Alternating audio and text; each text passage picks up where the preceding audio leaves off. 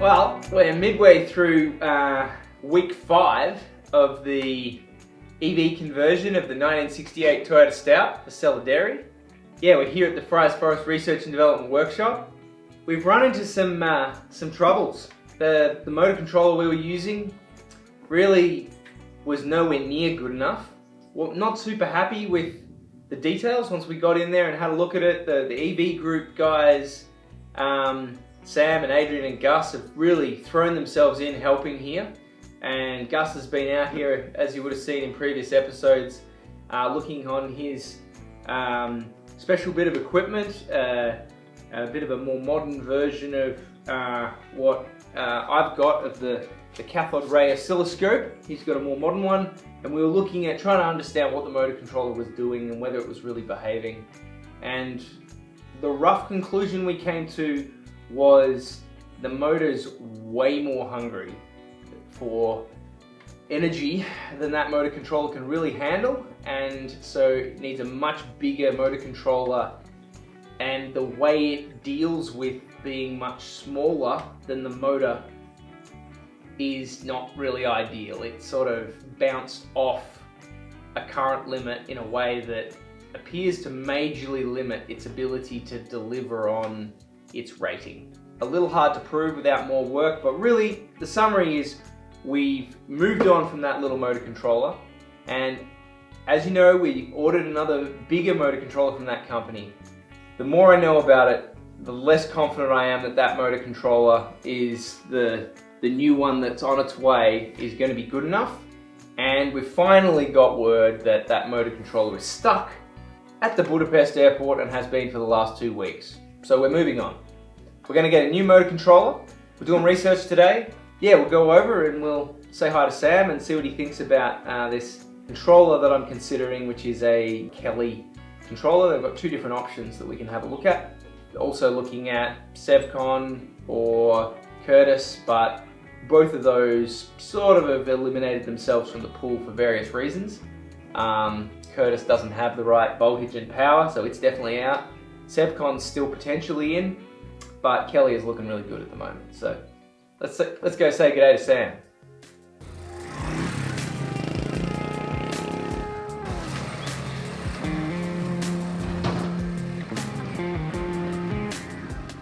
I'm just here with Sam, and we're looking at motor controllers, because as discussed, the one we were trying to use was really not up to the task. We've just had a little bit of a look at the Kelly controllers. There's some really good positive options there, I think. Got a couple of questions, but just having a quick look at the Sevcon options as well. Although I had a chat to, EV Works in WA.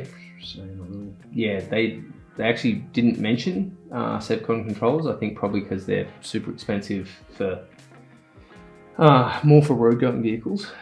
He recommended the Kelly controllers, and we've had a good look at those, and they're ticking the boxes so far, but wanting to not jump ahead too quickly without checking out what the options from Sevcon are. So having a look into that. And I think from using Sevcon, the nice part is these kind of connectors, and it's a very robust form factor. Yep. The Kelly's like a bit of an extruded aluminium with 2 end caps, and it feels a bit more like a made in China controller. Yeah, probably is made in China, no doubt. Yeah. Yep. A lot of the cheap sort of e-bike controllers are a bit like that, an extruded aluminium housing with stuff plonked in it. So I can see that the Sevcon is a very nicely built unit, but probably a bit overkill in we don't need any of the CAN bus functionality and stuff like that. And it's probably just comes with opto isolation. There's no choice. It's just everything in one bundle. So you the top end stuff. Yep. So I'd probably say Kelly's a good choice.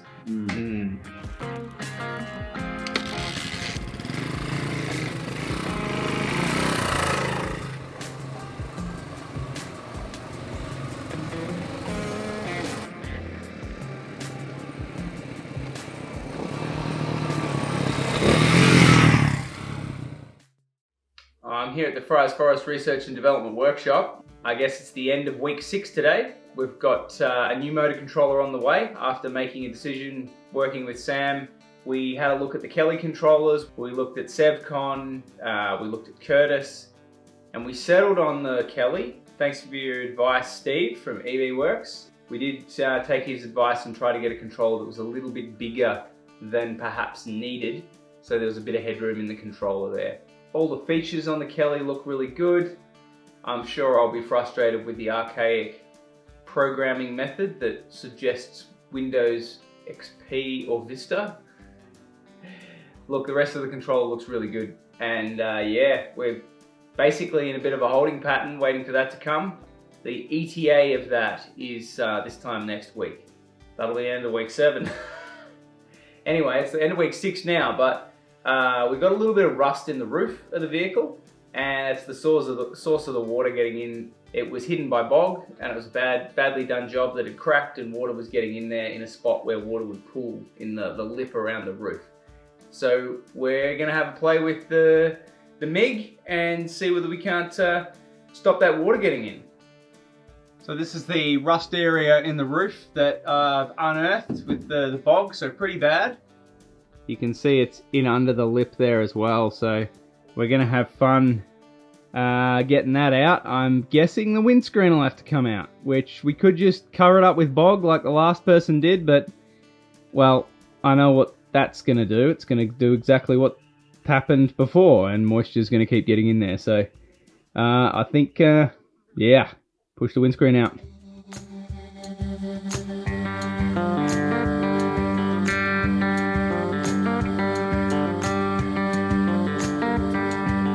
Under here, looks like the lip is mostly intact. We'll see once we grind that out with the wire brush.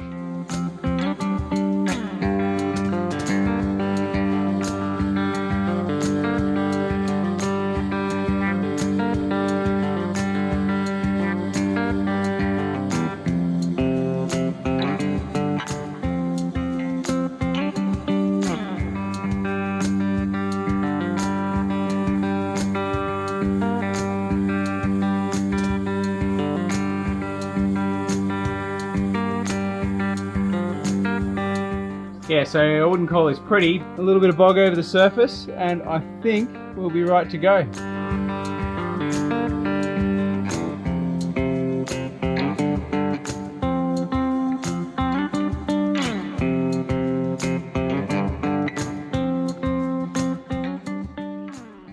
Well, that's come out pretty well. This corner is a little bit cut here. It's not as round as it was. I got the piece slightly wrong, but it's a farm truck. It doesn't matter. What it does do though is stop the water getting in, and this is all pretty smooth, so that can be painted. There's solid metal under it, so even if it does crack, the water's not going into the cab. We've been doing a little bit of rust work on the body, and there's a bit of a rust hole down in the back of the cab here that I was just going to quickly bog up. But I'm not welding next to the petrol tank, and we still haven't removed the petrol tank, so let's get it out.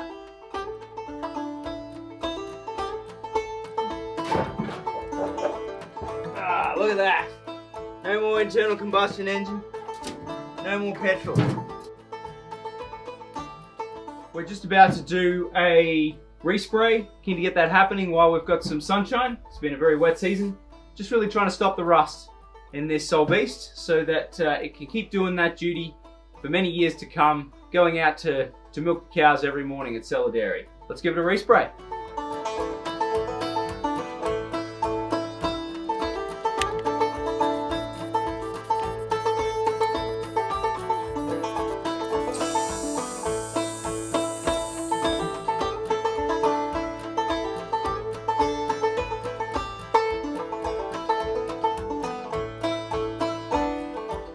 Oh, how good is that? That's really satisfying. Getting all that bare metal covered up before the storm rolls in. So yeah, this season isn't giving up yet. Still more storms coming, but got it covered up now. At least the subsequent coats, there's no chance of the bare metal rusting. So feeling really good about that.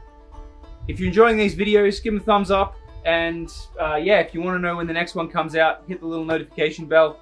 And I'll try and keep an eye on the comments too. If you guys want me to change things a little bit or whatever, let me know. Love the feedback. Cool. I'll see you soon.